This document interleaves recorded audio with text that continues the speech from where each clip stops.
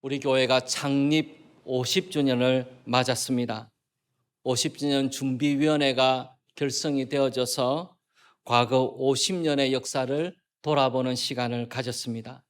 50일 특별 새벽 기도회도 하고 또 흩어져 있던 사진 자료들도 모아서 디지털화하고 또 사라져 버릴 수 있는 많은 믿음의 고백들을 인터뷰를 통해서 영상에 담아두는 작업을 했었습니다. 과거의 역사를 돌아보면서 하나님의 은혜와 하나님의 역사로 말미암아서 참 귀한 믿음의 고백들, 아름다운 이야기가 교회에 많다는 것에 대해서 참 하나님께 감사를 드렸습니다. 하나님의 위대한 은혜의 역사가 지난 50년간 있었습니다. 우리가 지난 50년을 돌아보는 것은 앞으로 나아가기 위함입니다. 거인들의 어깨 위에 선다는 말이 있지 않습니까? 거인들의 어깨 위에 서게 될 때 더 멀리 바라볼 수 있게 되는 것처럼 과거에 우리 교회가 걸어왔던 그 경험과 여정 위에서 우리는 더 힘차고 분명한 다음 50년의 길을 걸어갈 수 있을 것입니다. 오늘은 교회의 비전에 대해서 함께 나누어 보기를 원합니다. 오늘만 말씀드리는 것이 아니고 앞으로 오늘 포함해서 4주 동안 교회의 미래에 대해서 함께 생각해 보려고 합니다. 이 부분에 대해서는 서로 많은 논의가 필요하고 머리를 맞대어서 지혜를 모으는 것도 필요할 것입니다. 그렇지만은 이 모든 것에 시작을 한다는 마음으로 오늘 교회의 비전에 대해서 함께 생각해 보면 좋겠습니다. 제가 여러분께 한번 여쭤보고 싶습니다. 그러면 서울영동교회의 비전이 무엇입니까? 우리 서울영동교회가 마음에 꿈꾸고 있는 비전은 무엇입니까? 누가 여러분에게 서울영동교회는 비전이 뭐냐라고 물어보시면은 뭐라고 답을 하시겠습니까? 교회를 오래 다녔지만은 서울영동교회의 비전이 뭔가 막상 질문을 받으면 답하기가 쉽지 않으실 거예요. 우리 교회 비전은 홈페이지에도 안 나옵니다. 우리 교회 비전은 주보나 요람에도 없어요.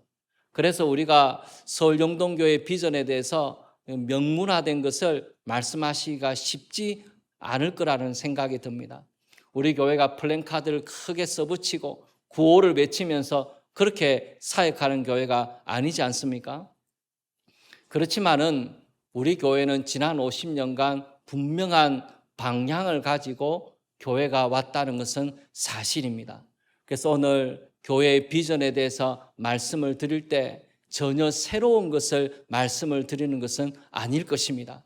여러분이 이미 익히 알고 계시는 것, 그것을 제가 정리한다는 마음으로 오늘 여러분께 말씀을 드리려고 그래요. 그런데 이렇게 정리하는 것이 필요한 것이 앞으로 나아가기 위함입니다. 우리 교회가 어떤 비전을 갖고 있는지 그것을 분명히 해야 우리가 더 앞으로 분명하게 나아갈 수가 있지 않겠습니까? 그래서 교회의 비전에 대해서 오늘 같이 나눔으로써 우리가 서 있는 땅을 단단하게 만들어서 앞으로 더 많은 일들을 감당할 수 있도록 그 준비하는 작업으로 기초하는를 닦는 마음으로 그렇게 오늘 교회 비전에 대해서 정리되는 것들을 함께 나누어 보려고 합니다. 저는 교회의 비전은 말씀에서 나와야 한다고 믿습니다.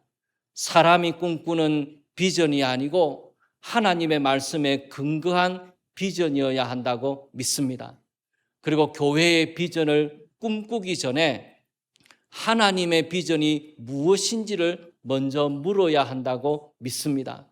교회는 사람이 세운 것이 아니기 때문입니다. 김경래 장로님의 고백이 있었지만은 교회는 몇몇 사람의 결단으로 세워지는 것이 아니고 우리 주님께서 하나님의 뜻을 이루기 위해서 세우신 것입니다. 그래서 교회의 비전은 하나님의 비전을 담아야 한다고 믿습니다. 하나님의 비전이 우리의 비전이 되는 것, 그것이 교회여야 한다고 믿습니다. 저는 창세기 12장에 우리가 주목해 보기를 바랍니다. 창세기 12장은 굉장히 중요한 성경의 전환점이 됩니다. 창세기 12장은 하나님의 구원의 역사의 시작이 됩니다. 하나님께서 가지신 구원의 계획을 시작하시면서 아브라함을 부르시는 대목이 나오고, 하나님께서 아브라함을 부르시면서 하나님이 갖고 계신 비전이 무엇인지를 창세기 12장에서 우리에게 말씀해 주고 계십니다. 그래서 창세기 12장을 주목해서 볼 때 우리 교회의 비전을 발견하게 되고, 저는 창세기 12장이 우리 교회의 비전을 이루는 중요한 말씀이 되기를 바랍니다. 성경에 많은 말씀이 있지만은 우리의 비전을 설명하는데 참 좋은 말씀이 되는 것이 창세기 12장에 있는 이 말씀이라고 믿는 것입니다. 창세기 12장 1절 2절 말씀해 보시면은, 여호와께서 아브라함에게 이르시되 너는 너의 고향과 친척과 아버지의 집을 떠나 내가 네게 보여줄 땅으로 가라. 내가 너로 큰 민족을 이루고 내게 복을 주어 내 이름을 창대하게 하리니 너는 복이 될지라. 하나님께서 아브라함을 부르시고 고향과 친척과 아버지의 집을 떠나라고 말씀하시면서 내가 네게 지시할 땅으로 가라고 하셨습니다. 그리고 하나님께서 아브라함에게 복을 주시겠다고 말씀을 하시는데 큰 민족을 이루겠다고 하셨습니다. 엄청난 복이지 않습니까? 한 사람이 가문을 이루는 것이 아니고 민족을 이룬다고 하셨습니다. 그러니까 하나님께서 아브라함에게 주신 복이 굉장한 것이죠. 그리고 그 이름을 창대하게 할 것이다. 내 이름이 유명해져서 많은 사람이 내 이름을 기억하게 될 것이라고 하나님께서 아브라함에게 복을 주시는 대목이 나옵니다. 그리고 하나님께서 아브라함에게 얼마나 복을 많이 주셨냐면은, 누가 아브라함을 축복하면은 하나님에게 한 게 아닌데도 아브라함에게만 축복을 해도 하나님이 그 사람에게 복을 주시고, 만약에 어떤 사람이 아브라함을 저주하면 하나님한테 한 게 아니고 아브라함을 저주했을 뿐인데 하나님은 그 사람을 저주하시겠다고 하셨습니다. 어떤 사람이 이와 같은 복을 받은 사람이 있습니까? 한 개인이 이와 같이 놀라운 복을 받은 사람이 없을 거예요. 근데 하나님께서 아브라함에게 이토록 놀라운 복을 주시고 난 다음에 하나님께서 복을 주시는 목적이 무엇인지를 아브라함에게 말씀을 하십니다. 복을 받는 것도 중요하지만은 하나님이 복을 주시는 목적이 중요한 것이지 않습니까? 창세기 12장 3절을 보시면 이렇게 기록이 되어 있는데, 너를 축복하는 자에게는 내가 복을 내리고 너를 저주하는 자에게는 내가 저주하리니 땅의 모든 족속이 너로 말미암아 복을 얻을 것이라 하신지라. 하나님께서 아브라함에게 복을 주신 목적이 무엇이었습니까? 땅의 모든 족속이 너로 말미암아 복을 받도록 하기 위함이었습니다. 아브라함이 복을 받는 것에 방점이 찍혀 있는 것이 아니고, 하나님이 아브라함에게 복 주신 목적은 땅의 모든 족속이 복을 받도록 하는 것, 땅에 살아가고 있는 모든 족속에게 하나님의 복이 전해지는 것, 그것을 위하여서 하나님이 아브라함을 부르셨고 아브라함에게 복을 주셨다고 말씀하고 계시는 것입니다. 그런데 아브라함의 후손인 이스라엘 백성들은 이 하나님이 주시는 말씀을 잊어버렸습니다. 이스라엘 자손들은 하나님의 백성이라는 선민의식이 있었고 하나님으로부터 택함을 받았던 백성이라는 자부심을 가지고 살아가고 있었습니다. 그렇지만 이스라엘 백성들은 왜 하나님께서 자기들을 부르셨는지, 왜 하나님께서 자기들을 택하셨는지 그 목적을 잊어버리고 만 것입니다. 이스라엘 백성들은 땅의 모든 족속이 복을 받도록 하기 위해서 부르심을 받았는데, 이스라엘 족속들은 선민의식에 사로잡혀 있었고 하나님께 선택받은 백성이라는 그 특권에만 사로잡혀 있었지 이방인들을 경멸하는 자리에 들어가고 있었기 때문입니다. 이스라엘 백성들은 하나님이 주시는 목적을 잊어버렸기 때문에 결국은 망하는 길로 가게 되었던 것이죠. 그럼 이스라엘 백성들이 열심을 안 가진 것이 아닙니다. 이스라엘 백성들은 하나님의 말씀에 대해서 굉장한 열심을 가지고 있었습니다. 이스라엘 백성들의 율법에 나오는 그 정결법이라는 것은 지키려고 그러면 너무너무 힘든 거예요. 씻고 닦고 하는 것을 하루 종일 해야 되고, 뭘 먹을 때마다, 뭘 만질 때마다 조심하고 주의해야 돼요. 그렇게 살아야 하나님이 기뻐하시는 거룩한 삶을 살아갈 수가 있는 겁니다. 그 정결법을 지키기 위해서 얼마나 노력하고 애를 쓰고 하나님 말씀에 순종하기 위해서 노력했는지 몰라요.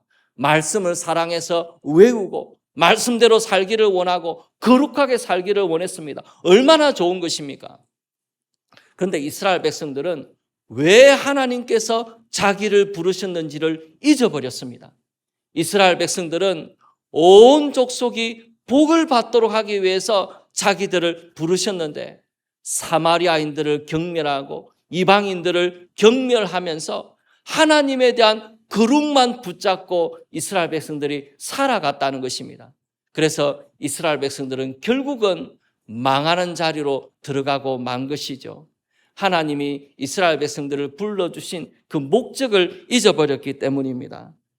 그래서 우리가 하나님이 우리를 부르신 그 목적을 잊어버리지 않는 것이 얼마나 중요한지 몰라요. 아브라함은 우리의 믿음의 조상입니다. 그래서 하나님께서 아브라함을 부르신 목적은 교회를 부르신 목적과 같다는 것입니다. 하나님께서 왜 우리로 교회로 모이게 하셨습니까?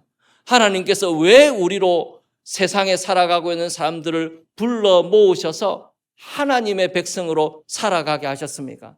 하나님의 말씀에 열심을 내는 것도 귀한 일이고 하나님의 선택받은 백성으로 그 하나님의 은혜를 귀하게 생각하는 것도 중요한 일이지만은 하나님께서 우리를 왜 교회로 부르셨는지를 잊어버리게 된다면 우리 교회가 걸어가는 길은 이스라엘 백성들이 걸어갔던 길과 같게 될 것입니다. 목적을 잊어버리는 것이 그만큼 위험한 일이기 때문입니다. 하나님께서 왜 교회를 부르셨습니까? 모든 족속이 복을 받도록 하기 위하여, 그것을 위하여 하나님께서 우리를 부르셨다는 것입니다. 우리가 복을 받는 것에 방점이 찍혀 있는 것이 아니고 모든 족속이 복을 받게 하는 것, 그 일을 위하여서 하나님께서 우리를 부르셨다는 것입니다. 그래서 하나님께서 우리에게 주신 이 부르심의 목적을 잊어버리지 않고 우리가 꼭 살아가기를 바랍니다. 저는 작년에 부임을 하고 나서 1년 동안 지나면서 하나님께 크게 감사한 것이 하나가 있었습니다. 제가 1년 동안 참 감사한 것 중에 하나는 우리 교회에 파벌이 없다는 것이에요. 제가 아직 파악을 못했는지는 모르지만 우리 교회는 파벌이 없는 것은 맞다는 생각이 들어요. 보통 한 50년쯤 되면은 파벌이 3개 정도 나누어집니다. 그래서 A 장로님 파, B 장로님 파, C 권사님 파로 나누어져 가지고 교회에 파벌이 생기고 그 라인에 서야 돼요. 그런데 우리 교회는 그런 파벌이 없다는 것이 굉장히 감사한 일입니다. 제가 거기에 힘을 쏟지 않아도 된다는 것이 얼마나 귀한 일인지 몰라요.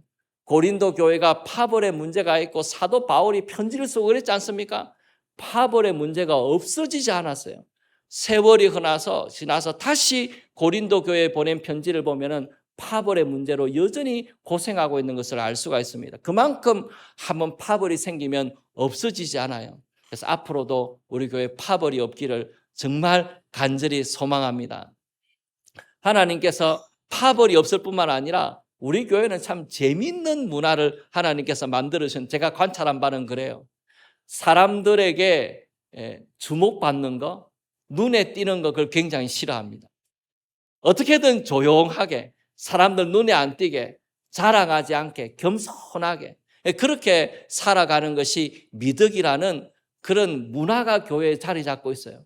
그래서 교회 와서 함부로 말하고 떠들다가는 눈총을 받기가 참 쉽습니다. 그러니까 우리 교회는 굉장히 중요한 문화가 자리 잡고 있는 것이죠. 우리 믿음의 선진들이 우리들에게 남겨준 참 귀한 문화라는 생각이 들어요. 앞으로도 그 문화를 계속해서 이어가기를 바라고 자기를 자랑하는 이런 일체 없는 그런 교회가 되기를 간절히 소망합니다. 그러면서 제가 하나님께 참 감사드리는 것이 무엇이었냐면 서울영동교회가 지난 50년을 돌아보게 됐을 때 많은 일들을 했지만 그 중에 하나 굉장히 중요한 흐름 하나는 나누고 섬기는 일에 관심을 가졌다는 거예요. 서울영동교회 첫 당회 기록을 20년사를 통해서 읽었습니다. 서울영동교회가 첫 당회로 모이게 되었을 때 서울영동교회 당회의 결정은 10만 원을 매달 선교비로 지출하는 것이었어요.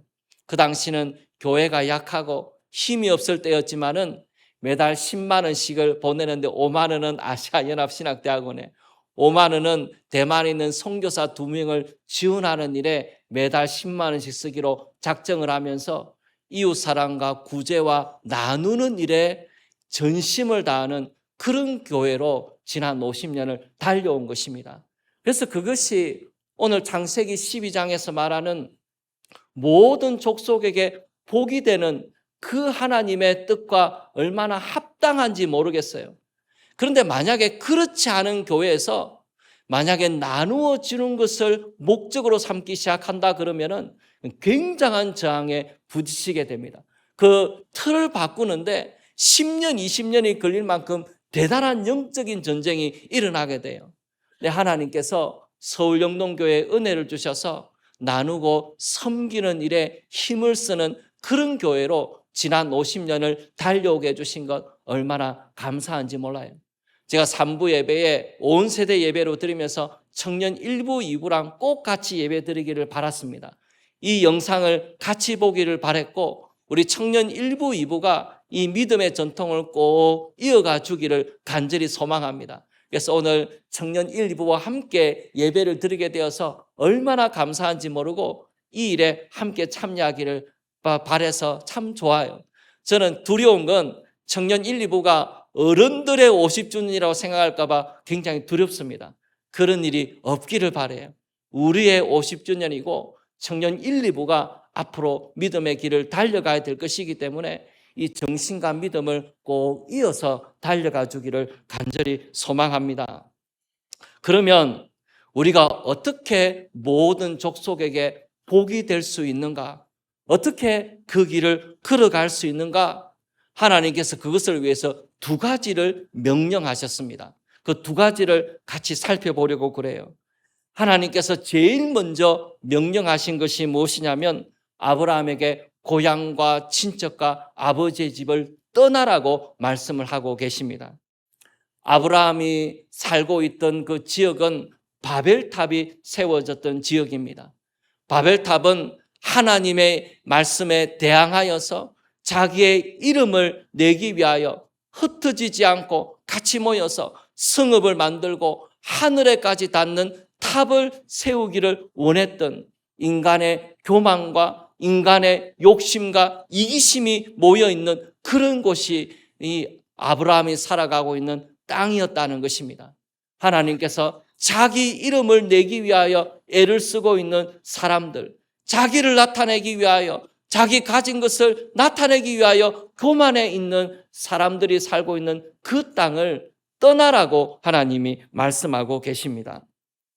아브라함이 살고 있던 우르라는 땅은 굉장히 부유한 땅이에요. 유적지를 파보니까 그 우르에는 방이 한 10개쯤 되는 대저택이 있다 그래요. 그 당시 강대국인 이집트에도 방이 많아봐야 한 3개 정도밖에 안 되는데 이 우르라는 땅은 어찌된 일인지 방이 10개쯤 되는 대저택이 많이 있다는 겁니다. 그만큼 부유한 땅이었어요. 살기 좋은 땅이었다는 겁니다. 그렇지만 하나님께서 그 우르를 떠나라고 하신 것입니다. 하나님께서 우르는 달의 신을 숭배하는 곳이었는데 그 우상 숭배가 만연했던 그 땅을 떠나라고 말씀을 하고 계십니다. 하나님이 떠나라고 하시는 것은 고향과 친척과 아버지의 집을 떠나라고 하는 것은 사회의 안전망을 떠난다는 이야기예요. 친척이 있고 가족이 있어야 나를 지켜줄 것인데 하나님이 지시하는 땅으로 가서 나그네로 살아가게 되면 누가 공격을 해오고 누가 내 것을 빼앗아가면 아무도 지켜줄 사람이 없잖아요. 그러니까 아브라함이 자기 고향 친척 아비 집을 떠난다는 것은 대단한 용기가 필요했던 일입니다. 근데 하나님께서 아브라함에게 가장 먼저 말씀하신 것은 고향 친척 아비 집을 떠나라는 것입니다. 뭔 일을 하기 이전에, 무슨 프로그램을 하기 이전에 하나님께서 아브라함에게 가장 먼저 하신 것은 고향 친척 아비 집을 떠나라는 것이에요. 무슨 말씀입니까? 하나님께서 우리에게 세상의 가치관에서 떠나라고 말씀하고 있는 것입니다. 경쟁하기를 좋아하고 자기 이름을 내기를 좋아하고 교만하기를 좋아하는 그런 세상의 가치관에서 떠나라는 것이에요. 비록 불안할지 모르고 비록 안전한 것이 사라질지 모르지만은 하나님을 의지하고 담대하게 길을 떠나라고 하나님이 말씀하고 계시는 것입니다. 그 떠나는 것이 온 열방에 복이 되는 것의 시작이라고 말씀을 하고 계십니다. 교회는 세상과 달라야 돼요. 교회가 세상과 똑같게 되면은 교회는 세상에 존재할 이유가 없어집니다. 교회가 많은 일들을 행하기 이전에 교회가 세상과 다르게 되기 위하여 하나님만 바라보고 하나님의 말씀을 의지하는 공동체가 되어서 담대하게 믿음의 여정을 떠날 수 있는 공동체가 되어야 한다는 것입니다. 그것이 모든 것의 시작이라고 우리에게 말씀하고 계십니다. 하나님께서 우리에게 은혜를 주셔서 안전을 보장받기 위해서 애를 쓰고 안전망을 구축하기 위해서 있는 힘을 다하여서 살아가고 있는 이 세상의 삶을 살아가고 있는 우리들에게 고향 친척 아비 집을 떠나라고 말씀하시는데 이 하나님의 말씀대로 순종하여서 하나님만 믿고 한번 담대하게 모험을 할 줄 아는 우리 그리스도인들이 일어나기를 원합니다. 하는 대로 살아가는 것이 아니고 하나님을 바라보고 모험을 할 줄 아는 그리스도인, 떠날 줄 아는 그리스도인, 세상과 다르게 살아가야 되겠다고 마음먹는 그리스도인들이 우리 가운데 꼭 일어나기를 소원합니다. 두 번째로 하나님께서 복이 되도록 하기 위해서 하나님께서 온 민족에게 복이 되는 삶을 살도록 하기 위해서 하나님이 두 번째로 말씀하시는 것은 복이 되라. 복이 되라고 우리에게 명령하셨습니다. 이것은 미래형이기도 하지만은 명령이에요. 너는 복이 되어라. 복이 되는 삶을 살라고 하나님께서 우리에게 명령하셨습니다. 그래야 온 열방이 복을 받는 삶을 살아갈 수가 있기 때문입니다. 하나님께서 우리에게 어떻게 복이 되라고 하시나 두 가지 길로 우리에게 복이 되라고 하십니다. 첫 번째는 하나님이 주신 복을 흘러가게 함으로 복이 되라고 하십니다. 하나님께서는 아브라함과 그 후손들에게 복을 많이 주시는데 구약의 역사를 보면은 그 복이 흘러갔습니다. 아브라함과 같이 길을 떠났던 롯이 어떻게 되었습니까? 하나님이 아브라함에게 주신 복이 흘러가서 롯이 부유하게 됐어요. 두 사람이 같이 살 수 없을 만큼 부유하게 되었습니다. 롯이 하나님의 복을 받은 것이죠. 아브라함에게 준 복이 롯에게로 흘러가게 된 것입니다. 이삭이 여러 지역을 다니면서 쫓겨다녔지만 가는 곳마다 우물을 팠는데 하나님이 우물이 나오게 하셨지 않습니까? 그 우물이 다른 사람에게 복이 되었다는 것입니다. 쫓겨다녔지만은 그 우물을 통하여 다른 사람이 복받는 삶을 살게 하셨다는 것이죠. 하나님께서 야곱으로 인하여서 라반이 복이 받았습니다. 야곱이 처음 갈 때는 외삼촌 라반이 그렇게 재산이 많지 않았어요. 근데 하나님께서 야곱에게 복을 주셨기 때문에 그 야곱으로 인해서 외삼촌 라반이 복을 받았습니다. 요셉으로 인하여서 보디발의 집이 복을 받았어요. 요셉이 종으로 살았을 뿐인데 하나님이 요셉에게 복을 주심으로 말미암아서 보디발의 집이 복을 받은 것입니다. 야곱이 애굽 땅에 가서 살았을 뿐인데 야곱으로 인하여서 애굽 왕이 복을 받는 일이 일어났다는 것입니다. 하나님의 백성이 가는 곳마다 하나님이 주신 복이 나누어져서 하나님의 백성으로 말미암아 복받는 일이 일어났다는 거예요. 그것이 하나님의 역사의 길이었습니다. 하나님께서 우리에게 재물을 주셨습니까? 그 재물을 가지고 온 열방이 복을 받게 하십시오. 하나님이 나에게 권세를 주셨습니까? 그 권세를 가지고 온 열방이 복을 받는 일에 그것을 사용하십시오. 내가 어떤 자리에 있든지 하나님이 내게 뭘 주셨든지 간에 그 주신 것으로 모든 열방이 복을 받는 자리에 들어가도록 그것을 사용하라는 것입니다. 제가 교회 동기 모임에 갔습니다. 동기 모임에 갔더니 한 동기가 자기가 안티 크리스찬이 모여있는 카페에 가입을 했다는 거예요. 안티 크리스찬들이 어떤 생각을 하는가 그 알아보기 위해서 거기 가입을 했더니 어느 날 이런 글이 하나 올라왔답니다. 주일날 이제 밖에 나가려고 하니까 이중 주차가 돼 있어가지고 그 사람한테 전화를 해가지고 차를 좀 빼주십시오 그랬더니 그분이 뭐라고 대답을 했냐면은 예배 중이라서 차를 빼줄 수가 없습니다. 그런 대답을 했다는 거예요. 뭐 이해는 되죠. 우리가 그리스도인들이 예배 드리는 거 중요하게 생각하니까 그 차를 빼기 어렵다 그렇게 말하는 건 이해는 되지만은 안 믿는 사람의 입장으로는 다시는 교회 안 나갈 것 같아요. 그렇게 이기적인 사람이 그리스도인이잖아요. 이기적인 사람이 그리스도인이다. 이 세상에서 가장 이기적인 사람이 그리스도인이다. 이런 등식이 성립이 됐는데 어떻게 전도가 되겠습니까? 그리스도인이 가는 곳마다 복이 돼야지. 좀 손해도 보고 희생도 하고 가지고 있는 것을 나눠줘 가지고 그리스도인이 왔더니 이렇게 복을 받는다. 그런 말이 나와야 되는데 그리스도인이 가장 이기적인 사람이 되어간다 그러면 그 열심히 그 거룩을 추구하는 것이 그 많은 예배가 하나님의 부르심과 무슨 상관이 있습니까? 온 열방에 복이 되라고 우리를 부르셨는데 복이 되는 것이 아니고 이 탄식의 거리가 되어서야 어떻게 하나님의 말씀이 전파될 수가 있겠습니까? 그래서 우리 그리스도인이 복이 되는 것을 통하여 가는 곳마다 하나님이 내게 주시는 것을 나누는 삶을 통하여서 우리는 세상에 복이 될 수가 있는 것입니다. 꼭 그런 삶을 살기를 바라요. 목사님, 현실을 몰라서 목사님이 그런 말을 합니다. 얼마나 치열하게 살아가는지 목사님은 모르잖아요. 교회만 있으니까. 그러니까 우리가 얼마나 치열하게 인생을 살아가고 살아남는 것도 지금 힘든 그런 세상인데 복이 되는 건 고사하시고 제가 경쟁해서 이겨야 되는 것이 그것이 현실인데 목사님 무슨 말씀을 하십니까? 그렇게 말씀하실지 몰라요. 근데 하나님의 말씀은 하나님의 말씀입니다. 우리에게 복이 되라고 명령하셨어요. 그것이 그리스도인의 길이라고 우리에게 말씀하고 계십니다.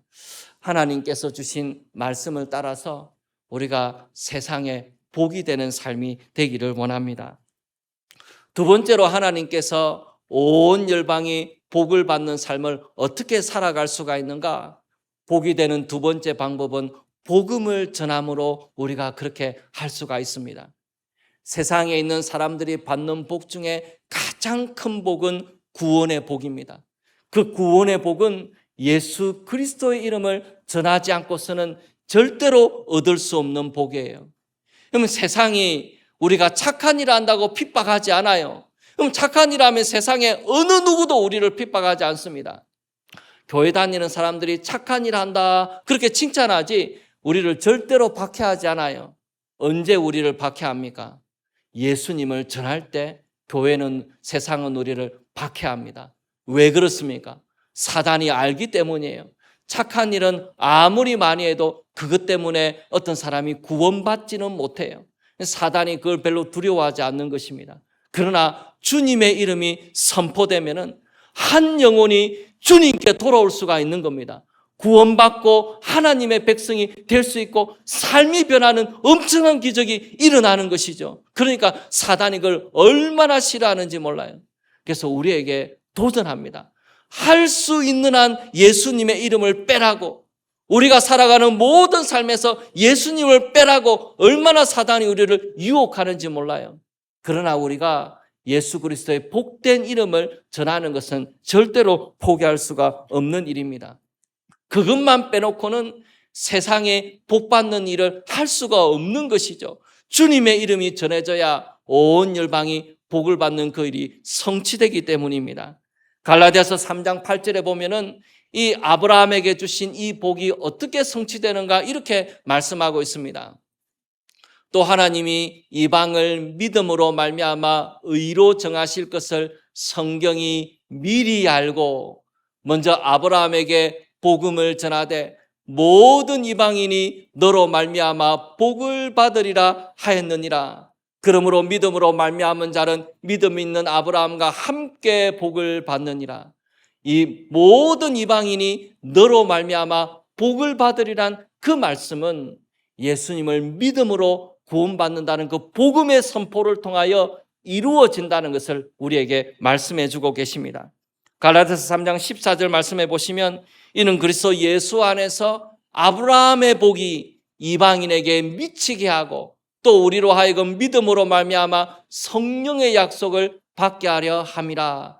그리스도 예수 안에서 아브라함의 복이 이방인에게 미치게 되는 것입니다. 그래서 세상이 복받게 하는 그 일에 예수 그리스도의 이름을 전하는 것이 절대로 빠질 수가 없는 것이죠. 목사님, 우리 교회의 비전이 뭡니까? 그렇게 마지막으로 정리를 한다면 우리 교회의 비전은 복음과 섬김을 통한 세상의 변화입니다. 복음과 섬김을 통하여 세상에 복이 되는 것. 하나님이 아브라함에게 약속하셨던 그 위대한 하나님의 비전이 우리 교회의 복음과 섬김을 통하여 이루어지는 것. 그것을 바라보는 것. 그것을 위하여 노력하는 것. 그것을 위하여 최선을 다하는 것. 가진 모든 것을 다하여 하나님의 비전을 이루기 위하여 살아가는 것. 그것이 우리 교회의 비전입니다. 하나님께서 우리 교회에 은혜를 주셔서 복음과 섬김을 통하여 우리 교회에 예배드리러 온 분 삶 가운데 변화가 일어날 수 있다면, 그 복음과 섬김을 통하여, 사랑의 섬김을 통하여 변화가 일어나는 일이 매주 일어날 수 있다면, 우리 가운데 변화의 간증과 믿음의 고백이 매주 일어날 수 있다면 얼마나 기쁘고 감사하겠습니까? 교회를 통하여 그런 일이 일어날 수 있다면 얼마나 기쁘겠어요. 어느 날 우리 교회의 이웃에 살아가고 있는 어떤 사람이 교회를 찾아와서 교회가 여기 있어서 너무 고맙고 감사하다고, 교회가 여기에 있는 것이 우리에게 복이었다고 말하는 그날이 온다면, 우리의 복음과 섬김을 통하여 우리 이웃에게 우리 교회가 복이 될 수 있다면, 교회를 떠나라고 말하는 게 아니고 교회가 이웃에게 복이 될 수 있다면, 그 일이 우리 가운데 이루어질 수 있다면, 어느 날 이웃들이 우리를 찾아와서 그런 말을 하게 된다면 얼마나 기쁠까 싶어요. 우리가 각 가정으로 흩어져서 살아가게 되는데, 우리 그리스도인이 있어서 우리 가정이 복음과 섬김으로 복을 받게 될 수 있다면, 우리가 전하는 복음과 우리의 사랑의 섬김을 통하여 가정이 복을 받고 가정이 변화될 수 있다면, 그런 일이 우리 가운데 일어날 수 있다면 얼마나 기쁘고 감사할까 싶어요. 우리 교회가 있음으로 말미암아 한국 교회가 복을 받고 한국 사회가 복을 받는 일이 일어날 수 있다면, 그런 일이 일어날 수 있다면 얼마나 기쁠까 싶어요. 지난 50년 동안에 서울 영동교회가 얼마나 많은 씨를 뿌려놨는지 몰라요. 제가 동기들 모임에 가면은 영동교회의 도움을 받아가지고 고맙다는 말을 제가 여러 번 듣습니다. 얼마나 많은 교회들을 돕고 선교사들을 돕고 아무도 안 돕는데도 서울 영동교회는 도와요. 그것이 우리 교회가 가지고 있는 매력이었습니다. 나눠줄 줄 알고 쓸 줄 아는 교회였다는 거죠. 그게 얼마나 귀한 일입니까? 하나님께서 우리 교회에 그런 은혜를 주셔서 한국 교회와 한국 사회에도 도움이 되고 복이 되는 그런 교회가 되기를 소원합니다. 오늘 장례를 치르는 교우가 있어요.